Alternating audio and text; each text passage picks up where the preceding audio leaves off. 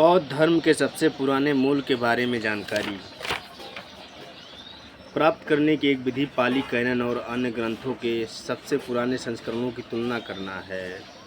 जैसे सर्वास्तिवाद, मूल सर्वास्तिवाद, महिषाका, धर्मगुप्तका और चीनी आगम के बचे हुए हिस्से। इन स्रोतों की अविश्वसनीयता और सबसे पुरानी शिक्षाओं के मूल को बाहर निकालने की संभावना विवाद का विषय है। लैम्बर्ट स्टीमहासन के अनुसार निकायों में निहित शिक्षाओं की प्रामाणिकता के संबंध में बौद्ध धर्म के आधुनिक विद्वानों द्वारा 3 पद रखे गए हैं। निकायिक सामग्रियों के कम से कम एक बड़े हिस्से की मौलिक एक रूपता और पर्याप्त प्रामाणिकता पर जोर दें। दूसरा, प्रारंभिक बौद्ध धर्म के सिद्धांत को पुनः प्राप्त करने की संभावना के संबंध में संदेह। तीसरा, इस संबंध में सतर्क आशावाद। रिचर्ड गोम्ब्रिच, अकीरा हिराकावा, अलेक्जेंडर वाइन और ए.के. वार्डर जैसे विद्वानों का मानना है कि इन प्रारंभिक बौद्ध ग्रंथों में ऐसी सामग्री है जिसका संभवतः बुद्ध से संबंध हो सकता है। चूँकि शुरुआती ग्रंथों की सामग्री ऐसी मौलिकता, बुद्धिमत्ता, भव्यता और सबसे प्रासंगिक रूप से सुसंगतता प्रस्तुत करती है, इसलिए इसे एक समग्र कार्य के रूप में देखना कठिन है।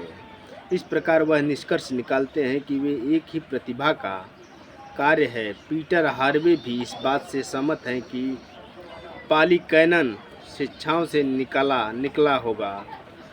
इस तरह ए.के. वार्डर ने लिखा है कि यह सुझाव देने के लिए कोई सबूत नहीं है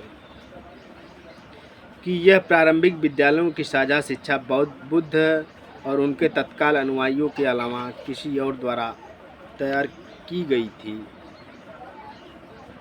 अलेक्जेंडर वाइन के अनुसार प्रारंभिक बौद्ध साहित्य के आंतरिक साक्ष्य इसकी ऐतिहासिक प्रामाणिकता साबित करते हैं।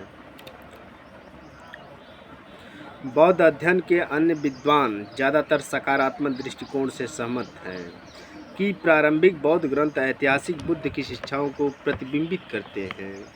उनका तर्क है कि शुरुआती ग्रंथों में निहित कुछ शिक्षाएं बुद्ध की प्रामाणिक शिक्षाएं हैं, लेकिन अन्य ऐसी एंसेली एम्ब्री लिखते हैं कि बुद्ध को दिए गए कई उपदेश बाद के शिक्षकों की रचनाएं हैं, इसलिए उनके मूल संदेश के बारे में काफ़ी संदेह है। टिलमन वेटर के अनुसार विसंगतियां बनी हुई हैं और उन विसंगतियों को हल करने के लिए अन्य तरीकों को लागू किया जाना चाहिए। टिलमन वेटर के अनुसार बौद्ध शिक्षाओं का सबसे प्रारंभिक मूल ध्यान का ध्यानात्मक अभ्यास है, लेकिन मुक्ति देने वाली अंतर्दृष्टिवाद की तारीख में ही बौद्ध परंपरा की एक आवश्यक विशेषता बन गई।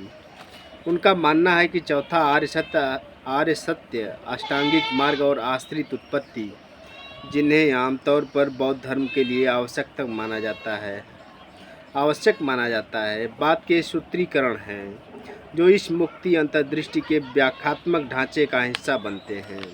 लैम्बर्ट स्टीमहासन इसी तरह तर्क देते हैं कि 4 आर्य सत्यों का उल्लेख मुक्ति अंतर्दृष्टि के रूप में किया गया है, जिसे 4 ध्यानों में महारत हासिल करने के बाद प्राप्त किया जाता है, जो बाद में जोड़ा गया है।